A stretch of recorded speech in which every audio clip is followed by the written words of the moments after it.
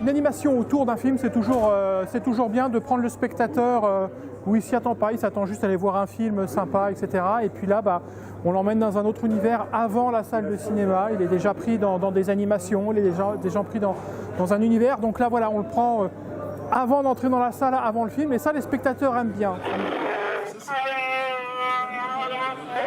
Toute une journée d'animation, de démonstration de combat, de photos avec fond Star Wars, de tatouages Star Wars, enfin beaucoup d'animations, de défilés de costumes, voilà, jusqu'à la dernière séance ce soir. Ils ne s'attendent pas à nous voir. Vivez pleinement ce moment. La force est puissante. 10 hommes leur paraîtront une centaine. On saisira la première occasion. Et la suivante. Vous êtes des rebelles, non? Apprécié un show très bien. Beaucoup de références aux anciens films. On va pas trop en dire pour pas trop spoiler, mais bon, vraiment pas mal. Après, beaucoup de personnages principaux, beaucoup de héros. Pas vraiment centré sur une seule personne, c'est vraiment un groupe de héros. Et puis, allez le voir vraiment, parce que ça vaut vraiment le coup. Très bien, merci, très joli, très propre, des belles images, je sais pas ce que tu as avancé. Mais... Clairement, ouais, très belles images. Et finalement une histoire qui revient un peu plus sur ce qui manquait au 7e. Un peu plus de combat, un peu plus de perspective. Ouais. On a des réponses. Ouais.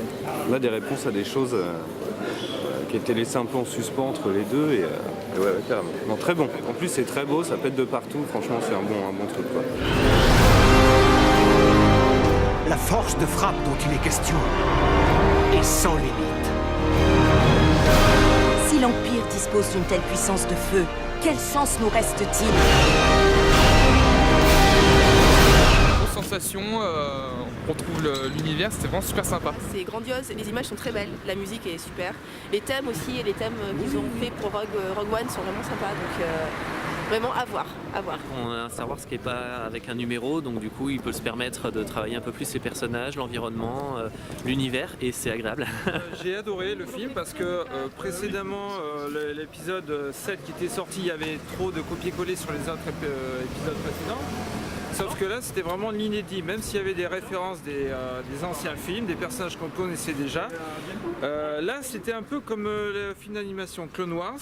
C'était, disons, comment dire, il a directement lié 2 épisodes ensemble, quoi. C'était une sorte de préquel. Beaucoup de références à pas mal de personnages qui sont dans l'univers étendu, que ce soit Capitaine Syndulla ou d'autres. Mais c'est un vrai régal et pour les gros fans, ça va vraiment être un bon moment. Il semblerait qu'il joue un rôle capital dans la mise en œuvre d'une arme surpuissante. Si c'est mon père qui l'a conçu, il faut qu'on le retrouve. D'accord. De combien d'hommes on a besoin? Il demande un nom de code.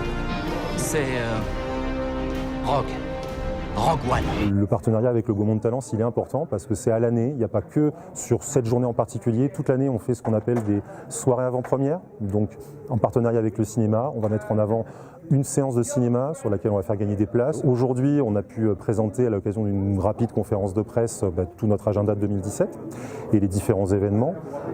Animasia, le Haillan, le Gaming sur le thème d'Harry Potter, le Bordeaux Geek Festival au mois de mai et Animasia au mois d'octobre 2017 qui, pour la première fois, va déménager du hangar 14 vers le parc des expositions.